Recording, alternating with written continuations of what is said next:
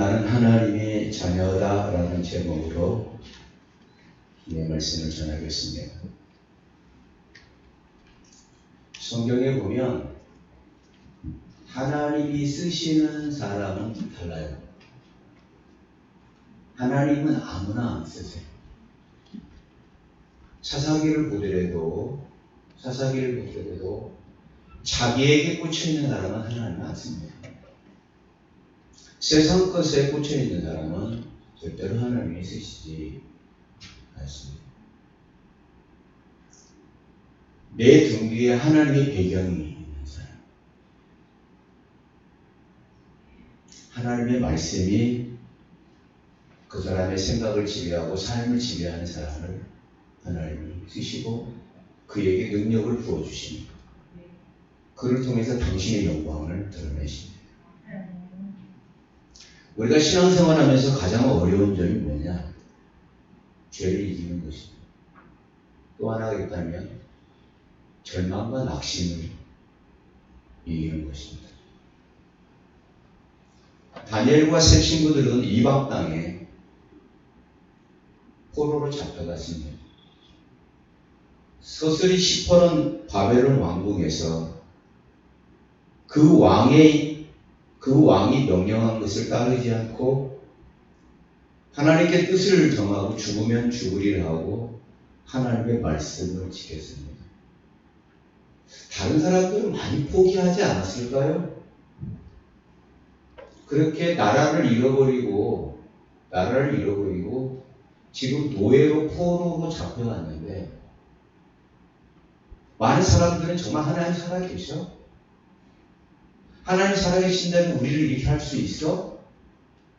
라고 절망했을 가능성이 굉장히 많습니다. 그러나 다니엘은 하나님께로 뜻을 정했다. 나는 이런 상황에서도 나는 하나님의 말씀을 따라 살겠다. 이제 다니엘의 이러한 배경에는 뭐가 있었냐? 나는 하나님의 자녀다. 나는 하나님의 백성이야. 이런 굳건한 정체성이 있었습니다. 만약에 다니엘이 이 주어진 환경, 이 좋은 주어진 환경이 육적인 것만이 자신의 배경이었다면 그는 왕궁에서 왕이 주는 산의 진비를 먹고 하나님의 자녀가 아닌 이방의 개로 살았을 것입니다. 성경에 기록되지도 않았겠죠. 어떻게 보면 여러분 출세가도를 달리는 길이 맞다는 것입니다.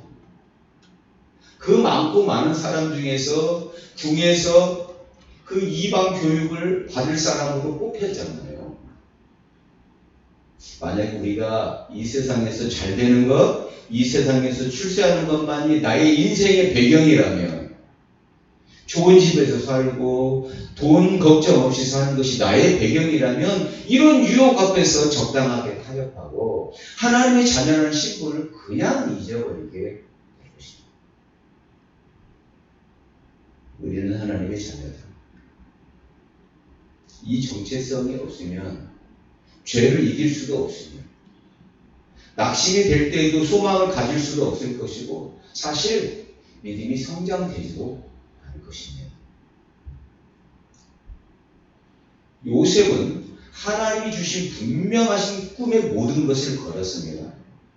여러분 성경에 2번이 반복됐거든요.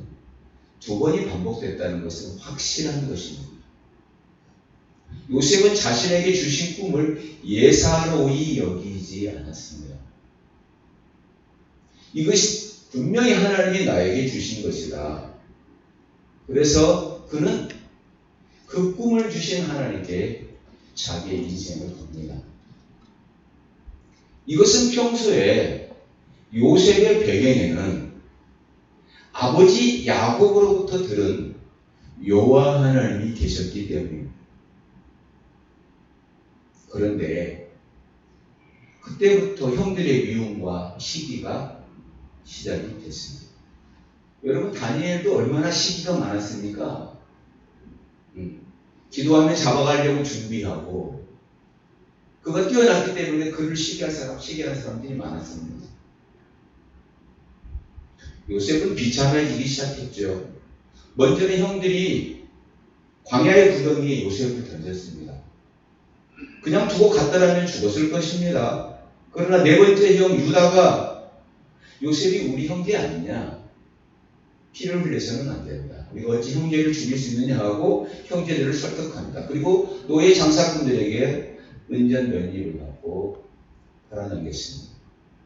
그때 요셉은 형들 내가 개꿈을 꿔서 내가 잘못해서 내가 다시는 이런 허망한 꿈 이야기 그만할게 라고 말하지 않았습니다.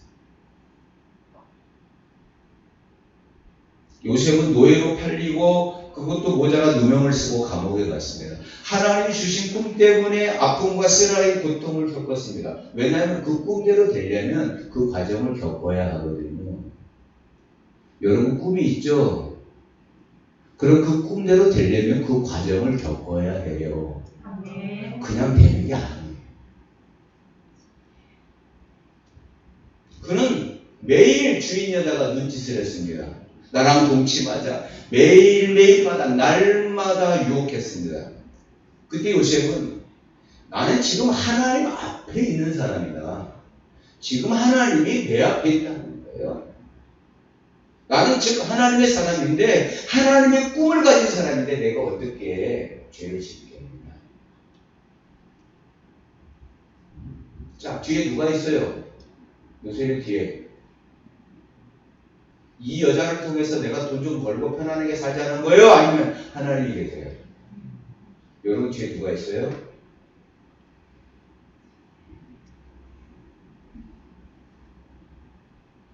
노예이기 때문에요. 목배임을 당하도 누가 뭐라 할 수 없습니다. 노예이기 때문에 팔아버려도 상관이 없습니다. 왜? 주인에게 생사 여탈권이 있기 때문에. 왜냐하면 당시 노예는 물건이었잖아요. 사고파.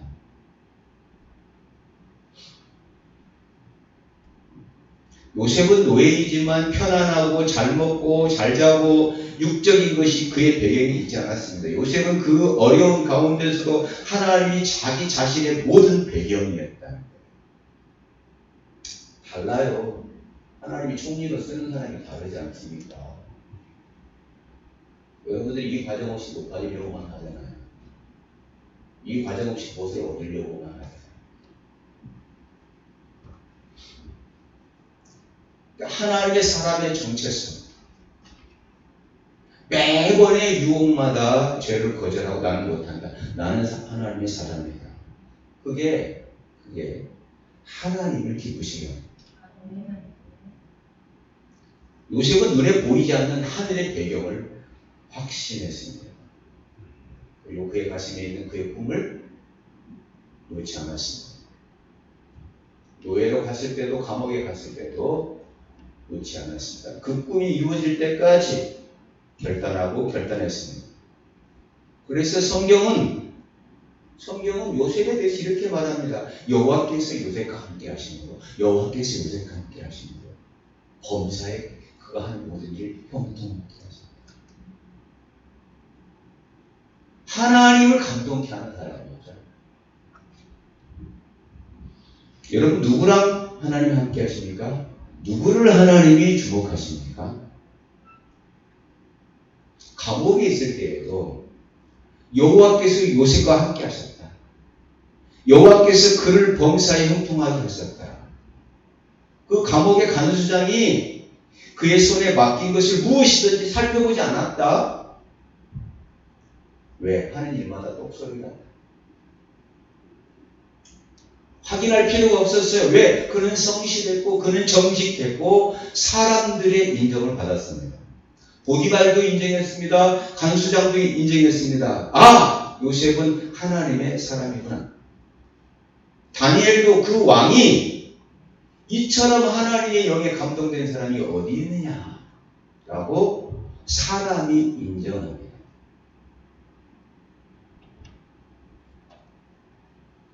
이들은 좋은 환경 속에서 자신의 정체성을 드러낸 것이 아닙니다. 극한 상황 속에서 다 포기하고 싶고 낙심하는 가운데서 두려움이 있고 높은 그 장벽 권세 앞에서 하나님의 사람의 정체성을 드러내 그들의 가슴에 뜨거운 불, 내가 하나님의 사람이라는 마음과 소망, 불이 그에게 있었다는 것입니다. 여러분에게 뭐가 있습니까? 그리고 하나님께서는 이 사람들을 가장 높은 곳에 올려서 그 높은 장벽이었던 그들을 역으로 다스리게 하십니다. 하나님의 능력이죠. 여러분들의 배경은 무엇입니까? 여러분의 뒤에는 도대체 무엇이 있습니까? 제가 예화를 안 드는데 오늘 예화를 2개를 드리겠습니다. 실제 있었던 일입니다. 박정희 대통령 때의 일입니다. 5.16 군사혁명이 성공하고 박정희 소장이 대통령이 되었습니다.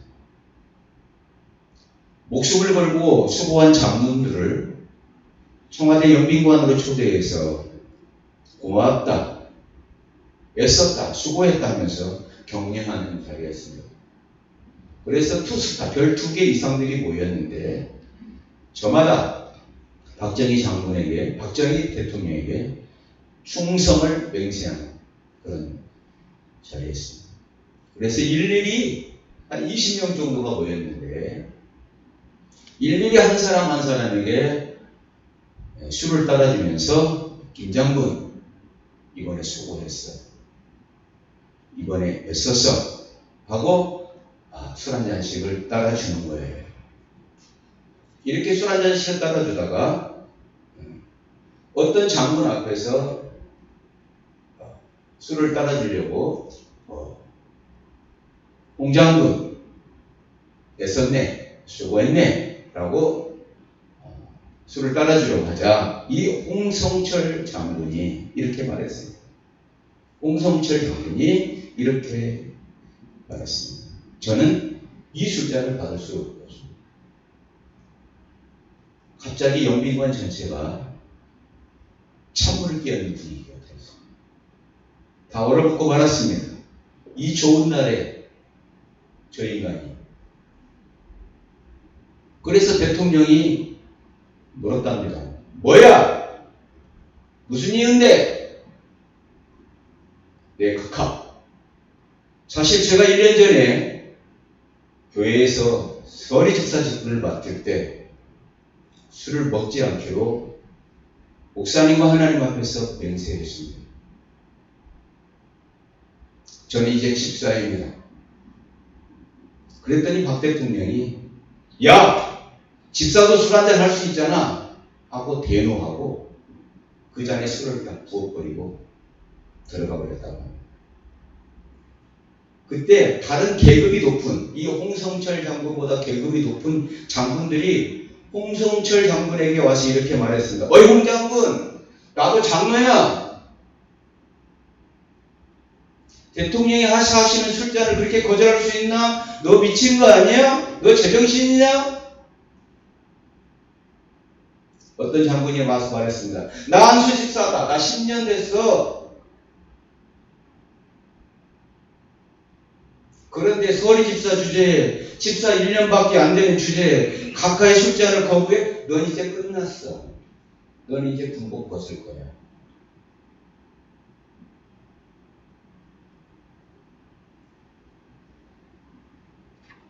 홍성철 장군은 그때 내가 어떻게 이곳에 와가지고 별 2개밖에 안 되는 데가 대통령이 주신 술을 거절하고 이런 일을 저질렀나?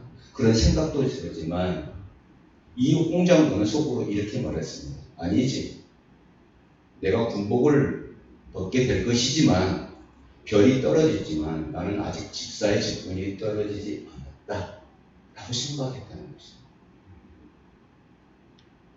그리고 집으로 돌아왔는데 홍 장군의 아내가 남편의 안색이 좋지 않은 것을 보고 여보 무슨 일 있습니까? 당신 무슨 일 있지요? 왜 그래요? 그래서 홍 장군은 아내에게 자초지종 청와대에 있었던 일을 이야기했습니다. 난 이제 군복을 벗어야 해. 대통령이 준 술잔을 거절하고 잔치를 망쳐을 했으니 난 청와대 괜히 갔나 봐. 그런데 내가 1년 전에 집사직분을 받을 때 술 안 먹기로 목사님과 하나님께 맹세했잖아. 그때 부인이 이렇게 말했습니다. 당신이 장로요?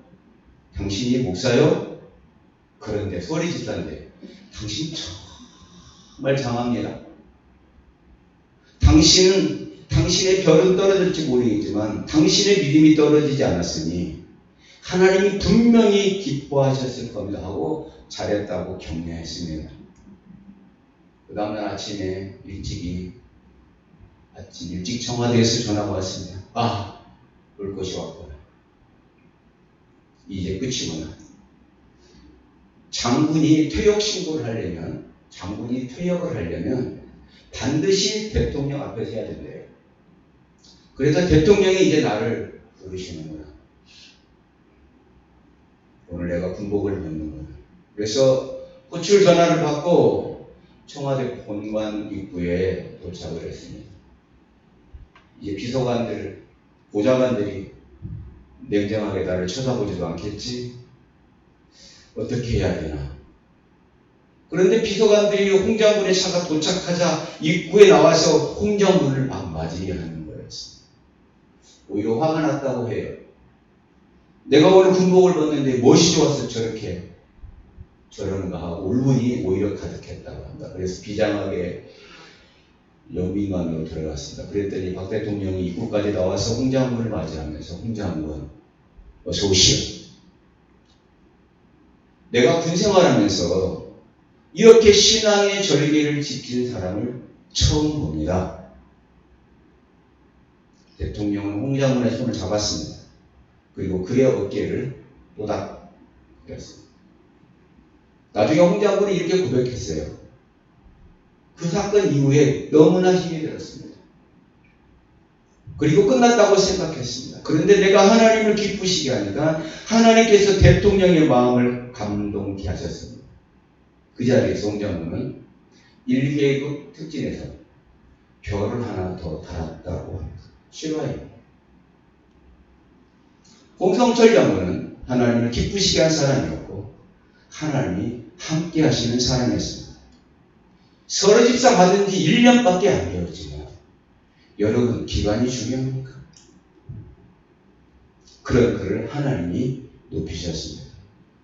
그의 배경은 대통령이 아니고 그의 배경은 하나님이었습니다. 여러분의 배경은 무엇입니까? 예를 하나 더 드리겠습니다. 제가 예를 안 드는데 너무나 감동적인 이야기에서 예를 꼭 드리겠습니다. 1900년 초에 미국에 있었던 일입니다. 실화입니다. 미국의 한 마을에 낡은 건물의 교회가 있었습니다. 이게 장마철이면 교회 진입로에 물이 괴어가지고 통행이 아주 불편합니다. 그런데 어느 주일날 진입로에 20장의 벽돌이 깔렸습니다. 그 다음 주일에도 또다시 20장의 벽돌이 깔렸습니다. 담임 목사님은 과연 누가 이런 선행을 하는지 알아보기 위해서 새벽 일찍이 교회로 가서 살폈습니다. 그런데 새벽 시간에 어둠을 뚫고 교회로 향하는 발길이 있었습니다. 한 소년이 달구지에 벽돌을 싣고 교회에 와서 콧노래를 부르며 벽돌을 깔고 있었습니다. 그 소년은 12살의 존 워너 메이커였습니다. 그는 일찍 아버지를 잃고 벽돌 공장에서 일하는 아이였습니다. 너무나 가난해서 학교에 다니지 못했습니다. 소년은 벽돌 공장에서 받은 급여로 벽돌을 사서 남모르게 자기 교회의 계단을 깔았던 것입니다. 목사님은 그날 설교 때 존 워너 메이커의 선행을 공개했는데 교인들 모두가 다 이 소년의 선행에 감격해가지고 건축 헌금을 하기 시작해서 1년 만에 교회를 다시 지었다고 합니다. 새벽에 벽돌을 싣고 온 이 소년이 그 이후에 하나님의 축복을 받습니다. 미국의 뉴욕과 필라델피아의 백화점 왕이 되었습니다. 그가 바로 존 워너 메이커입니다. 이 존 워너 메이커는 하나님의 가슴에 불을 일으킨 사람이에요. 하나님이 감동한 사람입니다. 그것만이 아닙니다. 대통령이 존 워너 메이커를 최신부 장관으로 발탁했는데 수락하지 않았다고 합니다. 이유는 본 교회, 자기 교회에서 주일 성수가 어렵다. 그리고 나는 교회학교 교사인데 교사직을 하기가 힘이 듭니다. 나는 하나님이 내게 주신 직분을 감당해야 되기 때문에 나는 최신부 장관의 직을 받을 수 없다 했습니다. 결국 정부에서 이 존 워너 메이커가 너무나 정직하고 성실하기 때문에 이 두 가지 조건을 수락하고 나서야 최신부 장관직을 받았다고 합니다. 존 워너 메이커는 14살에 아버지가 돌아가신 후 한 상점의 점원으로 일했습니다. 그는 정직하고 성실하게 일했습니다. 늘 하나님을 의식하고 하나님을 경외하며 하나님을 소망했습니다. 그는 정직했기 때문에 손님들에게 솔직하게 상품의 장점, 단점들을 설명해 주었습니다. 우리가 보통 장사하는 사람들 보면 좋은 것만 말하지 나쁜 것을 말하지 않잖아요. 이런 모습을 본 그 사장이, 그 주인이 존 워너 메이커에게 이렇게 말했습니다. 야! 너처럼 팔다가는 돈을 벌 수 없어요. 정직하게 장사해서는 돈을 벌 수 없단 말이야. 그렇게 말했습니다. 그러자 그 존 워너 메이커, 그 아이가 당당하게 말했습니다. 사장님, 걱정하지 마세요. 당장은 많이 벌지 못하여도 정직하게 팔면 손님은 반드시 다시 우리 가게를 찾아올 것입니다. 그 아이의 말은 맞았습니다. 정직한 가격과 꼼꼼한 품질 관리로 판매한 그의 방식은 많은 손님들에게 인정을 받았고 그 소문이 퍼져서 그 상점은 갈수록 장사가 잘 되었습니다. 주인은 세상을 떠나면서 그 가게를 존 워너 메이커에게 물려주었고 그는 이것을 발판으로 23살에 남성용 의류 상점을 개설하고 31살 때 백화점을 세웠습니다. 그는 필라델피아와 뉴욕에서 백화점을 시작했고 전국의 백화점을 세운 왕이 되었습니다. 훗날 최신부 장관이 된 그는 어느 인터뷰에서 이렇게 말했습니다. 저는 장관은 둘이고 주일학교 교사가 본업입니다. 이 유명한 말을 남길 만큼 교회 주일학교 교사에 대한 자부심과 열정으로 60년간을 단 한 주도 빠지지 않고 주일학교에서 봉사했습니다. 존 워너 메이커는 백화점보다 교회의 직분을 소중하게 여겼고 우습게 여기지 않았습니다. 여러분, 내가 맡은 직분 작은 거 큰 것이 어디 있습니까? 하나님이 주신 것 다 귀하지 않습니까? 여러분들의 배경은 어디 있어요? 여러분들 가슴에 정말 여호와의 불이 있습니까? 그는 수많은 교회를 세웠고 YMCA 총재가 되어가지고 65년 동안 헌신했습니다. 세계 곳곳에 수많은 YMCA 건물을 지어줬습니다. 우리나라의 민족운동과 사회운동에 큰 업적을 남긴 한국의 황성 기독교 청년회가 곧 YMC거든요. 종로회가 있었죠. 그 종로 이간의 회관도 1907년에 그가 기증한 것으로 건축이 시작되었습니다. 그가 투자하는 것은 항상 최고의 가치를 창출했습니다. 한 신문기자가 그에게 지금까지 투자한 것 중에서 가장 성공적인 것은 무엇입니까? 라고 묻자 분명한 어조로 이렇게 말했습니다. 제가 12살 때 최고의 투자를 한 적이 있습니다. 그때 나는 $2 75센트를 주고 성경 한 권을 샀습니다. 이것이 가장 위대한 투자였습니다. 왜냐하면 이 성경이 오늘의 나를 만들었기 때문입니다. 존 워너베이커의 배경은 성경이었습니다. 하나님의 말씀이었습니다. 그가 84세 때 주일학교에서 이런 간증을 했습니다. 저는 지난 75년 동안 주일학교에서 생활했습니다. 주일학교는 제 평생의 학교였고 성경은 제 인생의 교과서였습니다. 저는 날마다 성경을 먹고 성경과 더불어 제 인생의 하루를 시작했습니다. 성경을 읽고 성경을 배우고 성경을 가르칠 때 제 인생은 가장 행복했고 즐거웠습니다. 그렇게 고백해봐요. 저는 이 말씀을 준비하면서 정말 제 가슴이 뜨끔뜨끔했어요. 나는 목사입니다.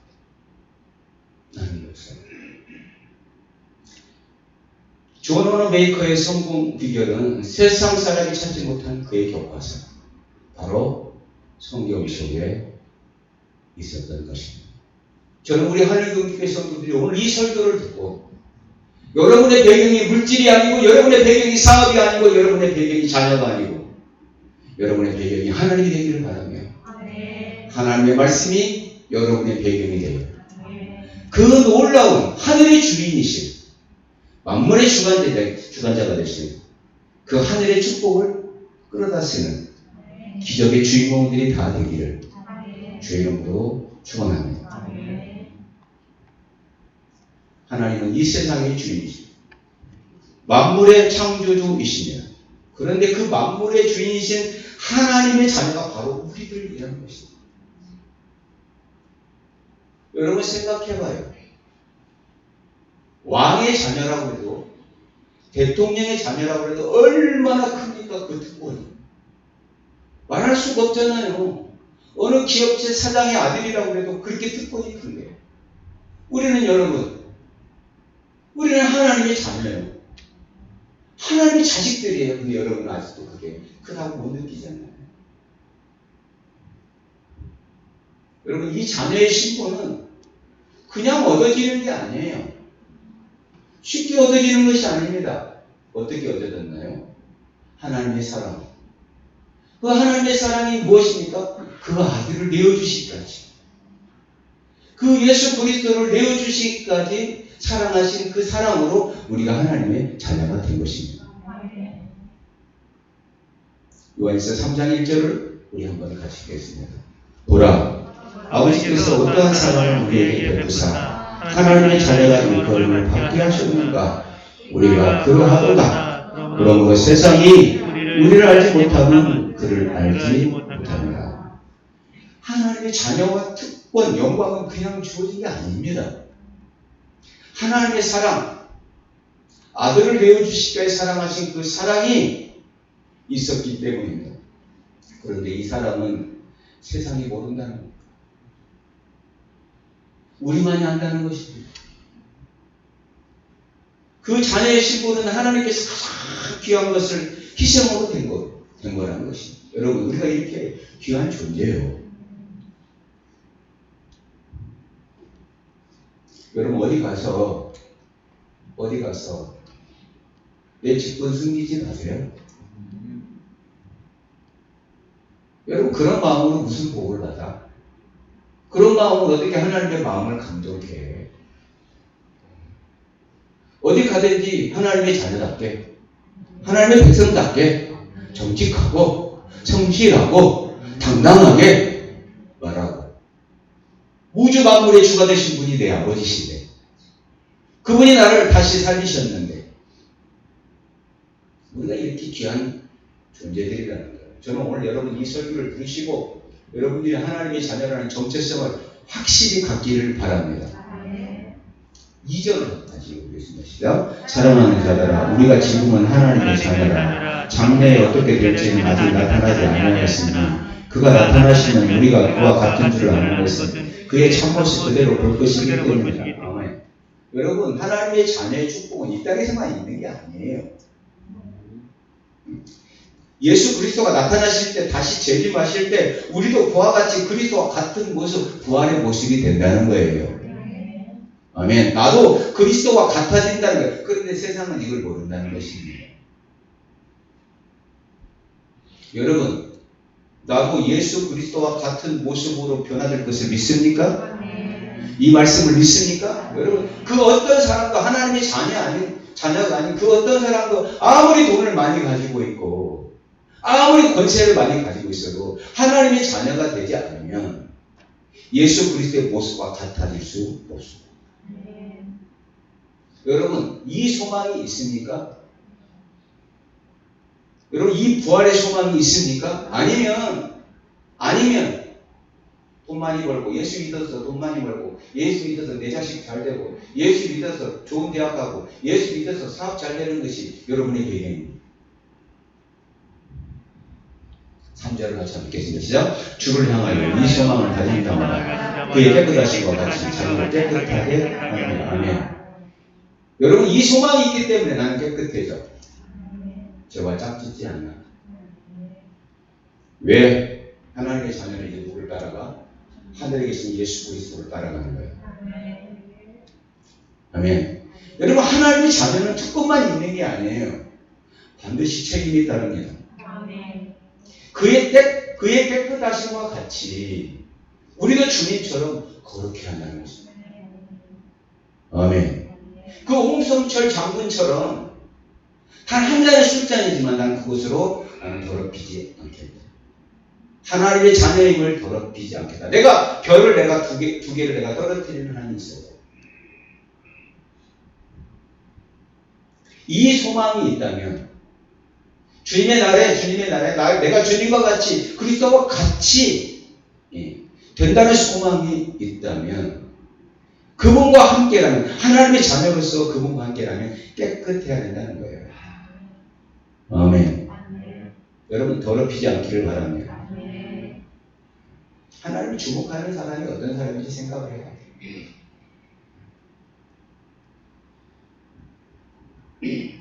베드로전서 2장 9절 10절 한번 띄워주세요. 믿습니다. 그러나 너희는 택하신 족속이요 왕같은 제사장이요 거룩한 나라요 그의 소유가 된 백성이니 이는 너희를 어두운 데에서 불러내어 그의 기이한 빛에 들어가게 하신 이 아름다운 덕을 선포하게 하려 하십니다. 너희가 전에는 백성이 아니었는지 이제는 하나님의 백성이요 전에는 긍휼을 얻지 못하였더니 이제는 긍휼을 얻은 자니라. 아멘. 여러분, 하나님께서 이 세상에서 저와 여러분을 에클레시아 세상으로부터 불렀습니다. 콕 찍어서 불렀습니다. 택했습니다. 당신의 백성으로, 그리고 왕이면서 제사장입니다. 거룩한 나라입니다. 여러분, 거룩한 나라에 소속됐습니다. 여러분, 제사장은 뭡니까? 하나님 곁에서 하나님을 섬기며 예배하는 영광스러운 고귀한 신분입니다. 여러분, 아무나 이 소명을 주시지 않습니다. 그런데 하나님의 백성이 이 소명을 몰라라 한다면, 아까 존 오너 메이크업 봐보세요. 그 귀한 주일학교 교사를 수십 년 동안 그렇게 하면서 기뻐해요. 이 소명을 몰라라 한다면 그는 깨끗하지 못하고 거룩하지 못한 사람일 것입니다. 우리는 그분의 소유입니다. 우리는 그분의 소유입니다. 다른 것에 나를 의탁해서는 안 됩니다. 나를 어두운 세계에서, 불의의 세계에서, 악의 세계에서 구원하여 주셔서 그 생명의 빛에 들어가게 하셨다는 것입니다. 그래서 이제 아름다운 덕을 선포하는 것이 저와 여러분의 소명입니다. 이 덕이 뭐예요? 복음입니다. 이 세상에서 힘있게 아름다운 덕, 구원의 복음을, 그리스도를 증거하고 전하는 것입니다. 홍성철 장군은 자신의 군복을 벗어도 나는 하나님의 자녀로 살겠다고 대통령 앞에서 담대하게 썼습니다. 여러분, 그것이 어떻게 해요? 복음을 전한 것입니다. 예수 그리스도를 말하지 않아도 복음을 전한 것입니다. 어떤 메시지보다도 강력한 파워입니다. 요셉도 그랬고 다니엘도 그랬고 존 워너 메이커도 그랬습니다. 그들은 한결같이 유혹을 이겨냈습니다. 하나님의 자녀의 신분은 소명을 잊으면 안 되고 거룩함을 잊으면 안 됩니다. 안 되는 거예요. 여러분 우리 깨끗해야 돼요. 요한일서 3장 4절 5절 믿겠습니다. 죄를 짓는 자마다 불법을 행하나니 죄는 불법이라. 그가 우리 죄를 없애고 나타나신 것을 너희가 아나니 그에게는 죄가 없느니라. 여러분 예수님께서 죽으신 이유가 죄 때문이잖아요. 여러분 우리가 전에는 하나님의 백성이 아니었습니다. 마귀의 손에 잡힌 자들이었습니다. 하나님은 그 마귀의 손에서 우리를 빼내셨습니다. 그리고 우리를 뭐요? 자녀로 아들로 삼으셨습니다. 죄에서 건져내 주신 것입니다. 사망에서 건져내 주시고 영원한 생명, 천국의 영원한 생명을 우리에게 주셨습니다. 그러므로 우리는 이제 죄와 짝지어서는 안 되고 죄와 싸워야 합니다. 이제는 하나님의 편에서 하나님의 자녀로 믿음으로 삶으로 그 소명을 감당하는 것입니다. 여러분 소명이 목사요, 뭐 장로요, 그게 소명이 아닙니다. 하나님의 자녀로서 거룩한 삶을 사는 것입니다. 깨끗한 삶을 사는 것입니다. 홍성철 장로처럼. 이런 정체성이 우리에게 있을 때 성령께서는 죄를 이기게 하시고 유혹을 이기게 되는 것입니다. 하나님과의 약속을 사람들의 약속보다 더 우습게 여기는 사람이 무슨 죄를 이길 수가 있겠습니까? 이런 사람이 무슨 하나님을 감동케 할 수 있으며 그가 하는 기도를 하나님이 들으시겠습니까? 그 배경에는 하나님이 없는데.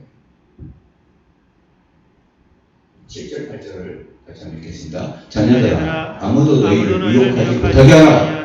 의를 행하는 자는 의에 의로우신 것 같이 의롭고 죄를 짓는 자에게는 마귀에게 속하나니 마귀는 처음부터 범죄하느라. 하나님의 아들이 나타나신 것은 마귀를 멸하러 오십니다. 아멘.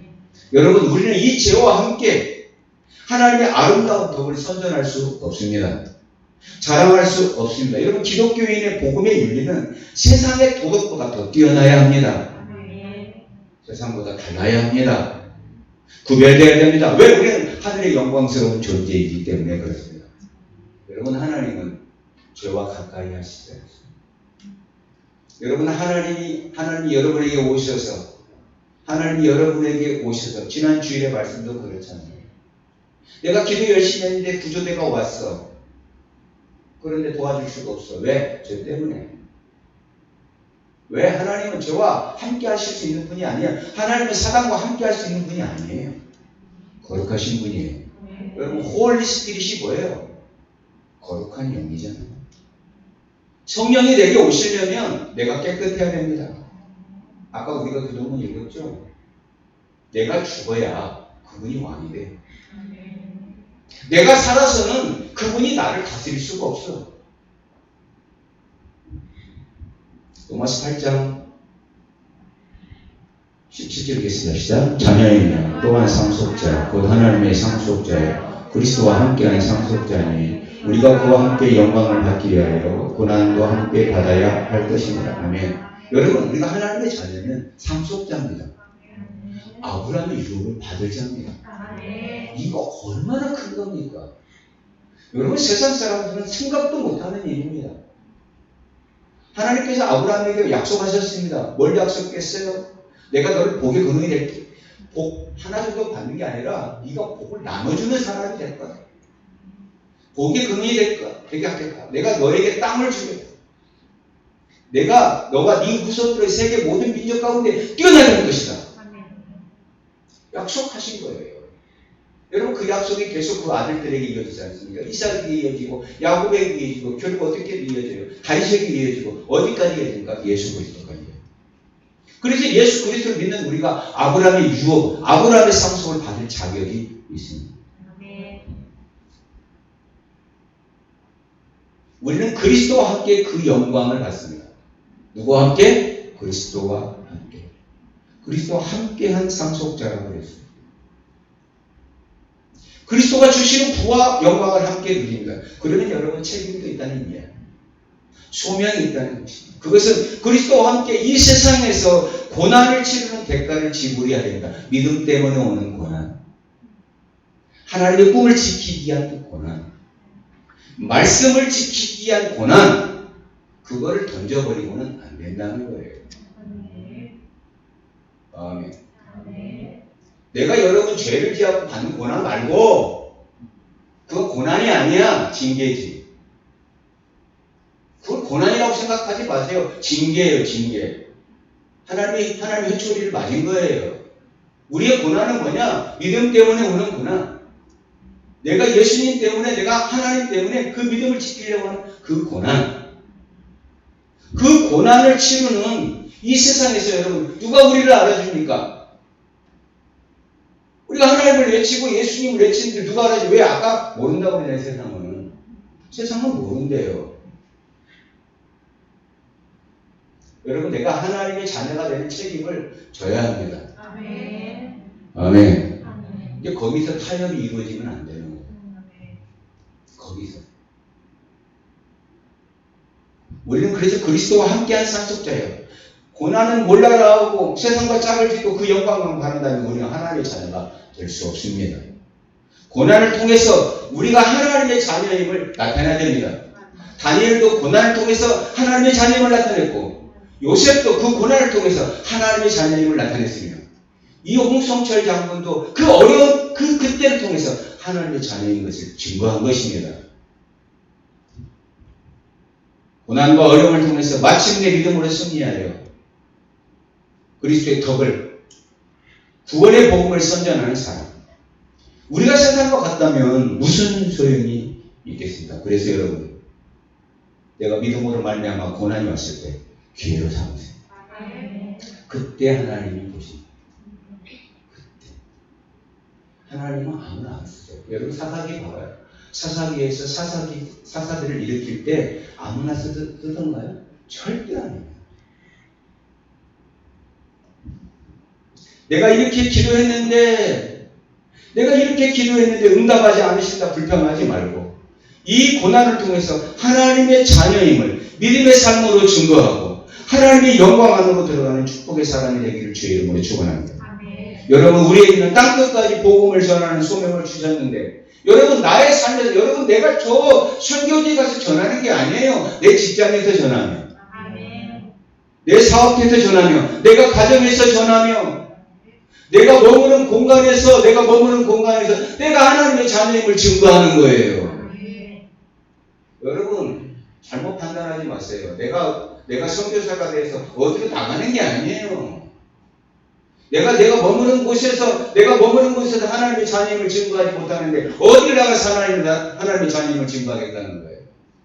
말이 안 됩니다. 여러분, 하나님은 우리를 부르셨는데 하나님의 자녀의 특권도 주셨지만 소명도 주셨다는 거예요. 아름다운 덕을 선전하기 위하여, 자랑하기 위하여. 여러분, 내가 구원받은 것을 자랑하고, 내가 하나님의 자녀인 것을 자랑하고. 아멘. 그래서 우리를 부르셨어요. 축복만을 바라는 것은 어리석은 사람입니다. 내 배 불리기 위하여 교회를 다니는 사람은 10년이 20년이 지나도 아무 일도 일어나지 않습니다. 하나님을 기쁘시게 할 수 없기 때문입니다. 여러분, 우리는 주님의 제자들입니다. 우리 마태복음 28장 18절에서 20절 마지막 예수님 하신 말씀 우리 한번 읽어보시다. 시작. 예수께서 나와 말씀하여 계시되 하늘과 땅의 모든 권세를 내게 주셨으니 그러므로 너희는 가서 모든 민족을 제자 삼아 아버지와 아들과 성령의 이름으로 세례를 베풀고 내가 너희에게 분부한 모든 것을 가르쳐 지키게 하라. 볼지어다 내가 세상 끝날까지 너희와 항상 함께 있으리라. 아멘. 항상 함께 하시게 돼요. 우리의 힘으로 일을 할 수 없어요. 내가 하나님의 자녀임을 증거할 때 하나님 우리에게 능력을 주시죠. 우리는 자녀의 신분, 상속자의 신분, 제자의 신분, 너무나도 영광스러운 존재들이 성경에서 우리를 천하보다 귀하다고 했습니다. 여러분, 우리는 보통 신분이 아니요. 예수님과 함께 아브라함의 유업을 받을 수 있는 예수님의 제자로 부르심을 받았습니다. 여러분, 무엇이 성공한 인생입니까? 예수 잘 믿어서 돈 많이 벌고 평수 넓은 집으로 이사하고 좋은 차 타고 타는 것이 성공한 인생이 아니라 하나님의 자녀로 부르심을 받고 그 소명을 위하여 나의 모든 것을 드리는 삶이 성공한 것입니다. 여러분, 이것이 인생 잘 산 것입니다. 그것이 내일입니다. 그것이 본업입니다. 여러분, 여러분의 부업은 하나님이 책임져 주십니다. 하나님을 믿으세요. 내가 하나님을 섬기는 일이 본업이 되면, 아멘. 주신 소명을 감당하는 일이 본업이 될 때, 하나님께서 여러분의 모든 영역을 하나님께서 개입하여 주시고, 하나님이 도우시면, 물질도 하나님의 것이요, 은과 금 다 하나님의 것이라고 그랬습니다. 근데 여러분은 은과 금만 바라보고 있잖아요. 오늘부터 바꿔요. 다시 한번 바꿔요. 따라할까? 나의 본업은 예배다. 아멘. 나의 본업은 하나님을 섬기는 거예요. 왜? 망가진 제사장이에요. 여러분, 그래서 여러분 왕이 되어서 그 능력을 받아서 세상에 나가가지고 그 말씀으로 세상을 다스릴 수 있는 그 권세를 얻기를 주의 이름으로 축원합니다. 하나님은 그런 자를 높이 쓰세요. 착각하면 안 됩니다. 이 세상에 사는 이유를 알게 되면 어떤 상황도 이길 힘을 얻게 됩니다. 아무리 다 누려도 이 하나님의 영광이 없다면 여러분 비참한 사람입니다. 그 음방영세의 성세의 열쇠를 다 쥐고 계시는 영광의 하나님 아버지가 나를 알아주시고 나를 불러주셨다는 것입니다. 나는 하나님의 자녀다.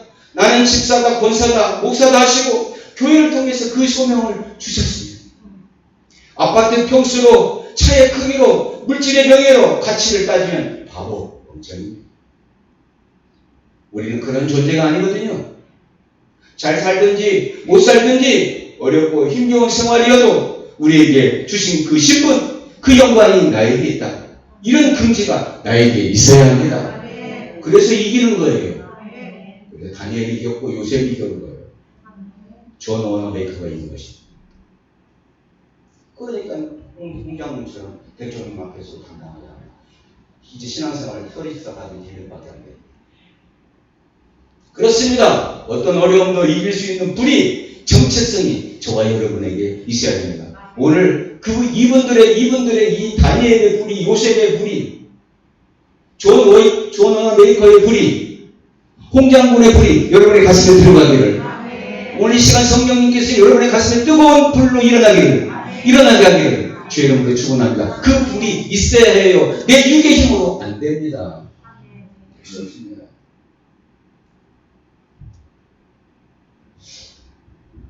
가난에, 부족함에 무릎 꿇지 마세요.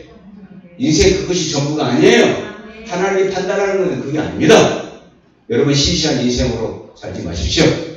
기도 응답이 더디어도 하나님께서 더 큰 것을 준비하시고 더 큰 것으로, 큰 그릇으로 키워주시는 거구나 하면서 나의 존재감을 잃지 말아야 합니다. 여러분 견디세요. 버티세요. 하나님이 여러분 곁에 계십니다. 나의 사업, 나의 자녀, 나의 소유를 자랑으로 끝내면 안 됩니다. 예배 잘 드리고 봉사 잘하고 열심히 교회 다니는 것으로 만족하면 안 됩니다. 영광스러운 신분에 걸맞게 사는 것이 하나님이 주목하시는 사람입니다. 더 뛰어넘으십시오. 지금의 믿음을 더 뛰어넘으세요. 돈을 키우려고 하지 말고 하나님의 말씀으로 내 육신적인 것을 뛰어넘기를 주의 이름으로 축원합니다. 교인만 되어서는 안 됩니다. 예수님께서 우리에게 분반 것을 지키고 전하는 그 소명을 이루어야 합니다. 하나님은 저 사람이 월세 살고 저 사람이 전세 살고 저 사람은 집이 있고 나의 환경과 상황에 따라서 나를 평가하지 않으십니다. 여러분 우리는 세상과 다른 차원이 다릅니다. 시시한 인생 살면 안 됩니다.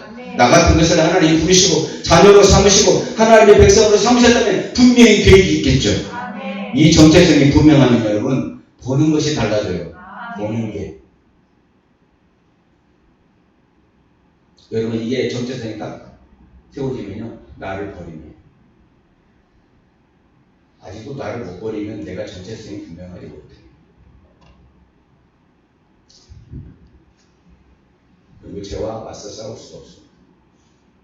여러분, 무엇을 봅니까? 결론입니다. 눈에 보이는 것은 잠깐입니다. 그러나 영원한 것은 눈에 보이지 않습니다. 하나님의 자녀라면 무엇을 더 가치 있게 보느냐? 겉사람이냐 속사람이냐. 하나님의 자녀는 겉사람을 키우는 게 아닙니다. 속사람을 키웁니다. 세상 사람들은 겉사람을 포장합니다. 제가 엘리베이터를 타고 올라내려를 하면 요즘 20대 30대 남자 젊은이들이 몸이 막 이렇습니다. 저는 뭐 하는 건지 이해가 안 갑니다. 그렇게 몸을 키워서 알통을 키워서 어깨를 키워서 무엇을 하겠다는 것입니다. 고린도후서 4장 17문제 있습니다. 시작. 그러므로 우리가 낙심하지 아니하는 우리의 겉사람은 낡아지나 우리의 속사람은 낡고 새로워지는 거다. 여러분 나이 들면 낡아져. 나이 들면 주름 생겨요. 여러분 돈 들여서 아무리 피부 땡겨도요 나중에 나이 들면 쭈글쭈글해져요.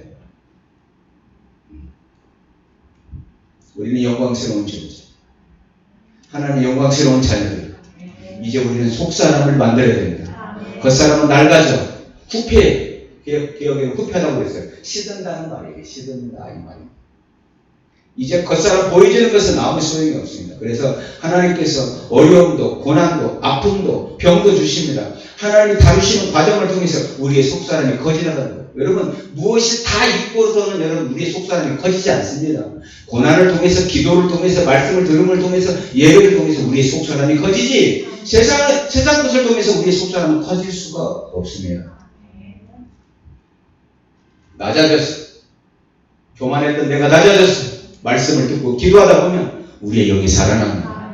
그래서 이 사실을 아는 사람은 환난을, 고난을 경히 여긴다고 했습니다. 경히. 아주 가볍게 여긴다고 했습니다. 그러나 여러분 이거 반대의 생각을 갖고 온 사람은 나한테는 왜 이런 일이 생기는 거야? 라고 이렇게 원망하고 불평하죠. 고린도후서 4장 17절 보겠습니다. 시작. 우리가 잠시 받는 환난을 경한 것이 지극히 크고 영원한 영광에 중한 것을 우리에게 이루게 함이니. 할렐루야. 지극히 크고 영원한 영광에 중한 것을 우리에게 이룬다는 거예요.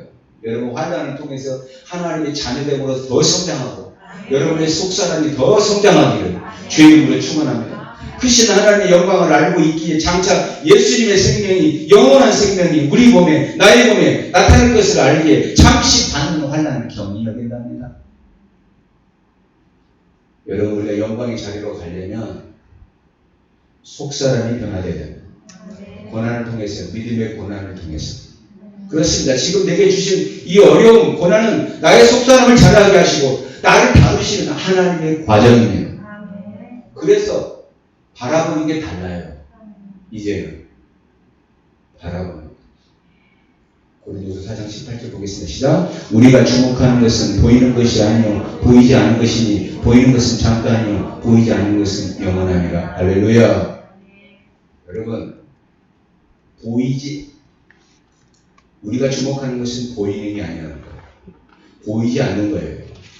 우리 눈에 보이는 건 전부 다 없어질 거예요. 잠깐이요. 그러나 보이지 않는 저 하늘나라는 영원합니다.